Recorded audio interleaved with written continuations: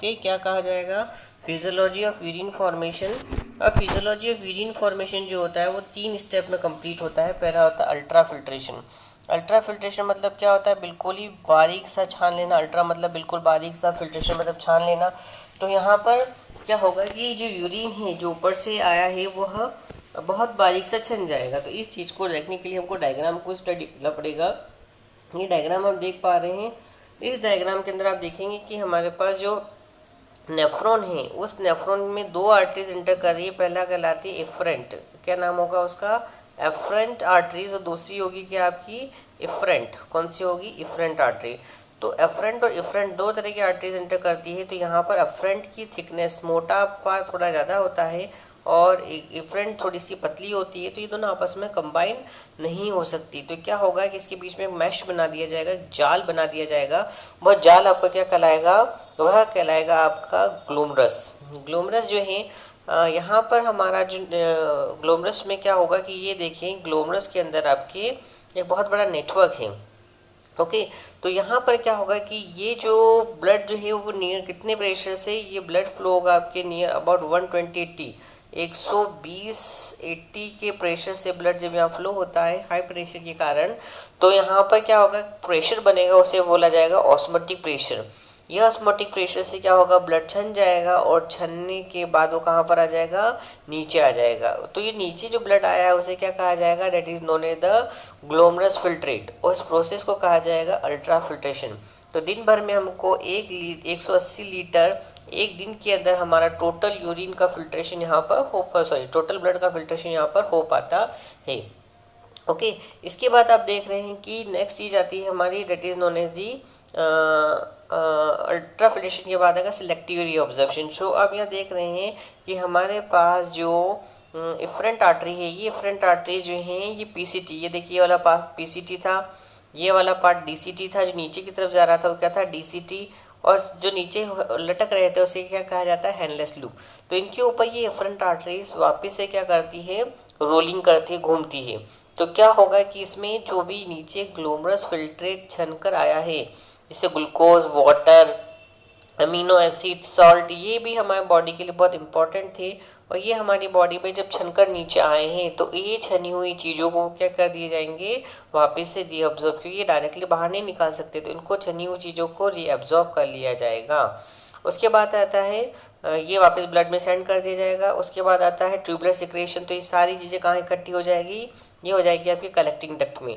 Collecting duct में इकट्ठी होने के बाद क्या होगा कि जो हमारे लिए यूज़फुल नहीं है, जैसे यूरिया, अमोनिया, क्रिएटिन, हेपेरिक एसिड, ये सारी चीज़ें जो हैं वह यूरेटर में डाल दी जाएगी। यूरेटर से यूरिनरी ब्लैडर और यूरिनरी ब्लैडर से बॉडी से बाहर निकाल दी जाएगी by process of micturition.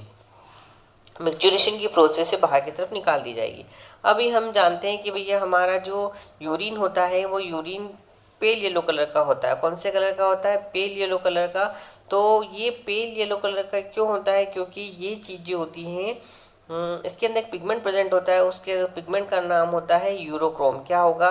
Urochrome. Urochrome नाम का एक पिगमेंट इसके अंदर प्रेजेंट होता है जो कि यूरिन को पेल येलो प्रोवाइड करवाता है। यूरिन के अंदर हमारा डेड आरबीसी सेल, क्या होगा? डेड आरबीसी सेल होगा, 95% वाटर होगा। क्या होगा? 95% वाटर। और क्या होगा? They contain 2.5% of the urea, uric acid, creatine, vitamins और 1.5% इसमें सॉल्ट्स होंगे। क्या होगा? 1.5% सॉल्ट्स। ओके, ये सारी चीज़ें हम लोग बोल रहे हैं कि यूरिन का जो भी कंट्रोल होता है ये सारा कंट्रोल किसके हाथ में होता है? Under the control of brain. ये सारी चीज़ें कौन कंट्रोल कर रहा है? ब्रेन कंट्रोल कर रहा है। ओके, तो वो यूरिनेशन की प्रोसेस होगी, बॉडी से बाहर निकाल दिया जाएगा। अब कभी कभी क्या होता है कि बहुत से लोग होते हैं उनमें किडनी क्या हो जाती है? फेल हो जाती है। बहुत से रीज़न होते हैं किडनी फेलियर के। शुगर हो सकता है, स्टोन प्रॉब्लम हो सकती है, एक्सीडेंट हो सकता है। अगर एक किडनी फेल है तो कोई बात नहीं, उसके अंदर वो जो किडनी है वापस से एक को रिमूव कर देंगे और एक के थ्रू बॉडी में वो सर्वाइव कर जाएगा। ओके, तो हम लोग स्टडी कर रहे थे कि बहुत से लोगों में किडनी फेल हो जाती है। तो एक किडनी अगर फेल हो जाती है तो हम लोग उसको क्या करते हैं रिमूव कर देते हैं, दूसरी किडनी उसकी जगह लगा देते हैं, पर अगर लगा भी सकते हैं, ट्रांसप्लांट कर सकते हैं, और नहीं होता तो एक किडनी के थ्रू पूरा जो पर्सन है वो जीवन भर सर्वाइव कर सकता है। पर मान लीजिए अगर उस पर्सन की दोनों किडनी फेल हो गई, शुगर है, डायबिटीज शुगर है, स्टोन प्रॉब्लम है, एक्सीडेंट है, किसी के कारण भी, तो वहाँ पे सबसे पहली चीज़ तो होनी चाहिए कि जो किडनी हम लोग ट्रांसप्लांट कर रहे हैं उसमें एज ग्रुप देखना चाहिए, उसको कोई डिसीज़ नहीं हो रही है वो देखना चाहिए, उसका टिश्यू लेवल। सबसे पहले हम लोग फैमिली मेम्बर को चेक करते हैं, फैमिली मेम्बर अगर कोई दे रहा हो किडनी तो उसकी किडनी हम लोग ले सकते हैं, और नहीं तो हम लोग क्या करते हैं, डोनर को सर्च करते हैं। तो यहाँ पर जो डोनर होता है वो उस डोनर किडनी दे देता है, पर हमारी बॉडी की एक सबसे बड़ी स्पेशलिटी होती है कि वो किसी की किडनी को जल्दी से एक्सेप्ट नहीं करती। तो इसके लिए हम लोग उसमें क्या करते हैं, इम्यून सप्रेसेंट लगाते हैं। इम्यून सप्रेसेंट क्या करेगा, उसके WBC सेल को थोड़े टाइम के लिए हम उसको चुप बिठा देगा, साइलेंट कर देगा, जब हम किडनी ट्रांसप्लांट करेंगे तो उसको एक्सेप्ट कर लेगा। इम्यून सप्रेसेंट उसको लाइफ भर देना पड़ता है, जीवन भर देना पड़ता है। जिन लोगों की किडनी पूरी डैमेज हो जाती है उसको 2 से 3 वीक के अंदर उसको अगर नहीं ठीक किया जाता है तो उसकी डेथ भी हो सकती है उसको, या फिर उसमें क्या हो सकता है कि बहुत ज़्यादा कैल्शियम का पोटेशियम का अक्यूमुलेशन हो जाता है बॉडी के अंदर, उसकी वजह से उसको हार्ट अटैक आ सकता है, उसकी डेथ भी हो सकती है। तो इसके लिए हम लोग क्या करते हैं, एक मशीन का यूज़ करते हैं, उस मशीन को बोला जाता है डायलाइसिस मशीन। तो डायलाइसिस मशीन को आप देख पा रहे हैं कि जो डायलाइसिस मशीन होती है वो इस तरह की एक अच्छी मशीन होती है जिसके अंदर एक चैम्बर होता है जिसको हम लोग डायलाइसर बोलते हैं। इसके अंदर सोल्यूशन बोला जाता है जो ग्लूकोज सॉल्ट से मिलकर बना होता है, जैसे डायलाइसिस सोल्यूशन बोला जाता है।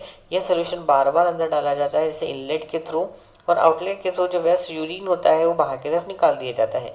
तो हमारी बॉडी से क्या किया जाता है कि जो पल्मोनरी आर्टरीज होती हैं, पल्मोनरी आर्टरीज को प्रेशर के थ्रू 180-20 mmHg का प्रेशर जो होता है, उस प्रेशर के थ्रू ब्लड को निकाल कर इस चैम्बर में डाल दिया जाता है। इस चैम्बर में जो ट्यूब बनी होती है वो ट्यूब बनी होती है सेलफोन पेपर की।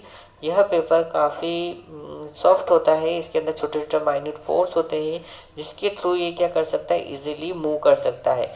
तो जो वेस्ट प्रोडक्ट है, ब्लड जब जा रहा है तो जो वेस्ट प्रोडक्ट है वो वेस्ट प्रोडक्ट छनकर नीचे की तरफ आ जाएगा, और फ्रेश ग्लूकोज सोल्यूशन में से जो सॉल्ट है, जो ग्लूकोज है, वो रीअब्जॉर्ब कर लिया जाएगा और ये वापस से प्योर सोल्यूशन बनकर बॉडी में ट्रांसपोर्ट कर दिया जाएगा।